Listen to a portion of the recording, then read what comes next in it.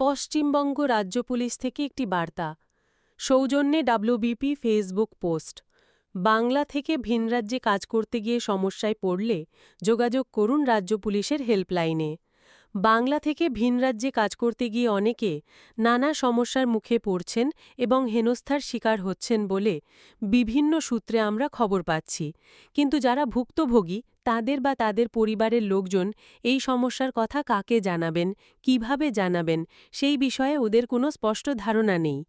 বাংলা থেকে ভিনরাজ্যে কাজ করতে যাওয়া নাগরিকরা যদি কোনো ধরনের সমস্যায় পড়েন, তাদের বা তাদের পরিবারের কাছে আমাদের আবেদন, সঙ্গে সঙ্গে আপনার স্থানীয় থানায় জানান।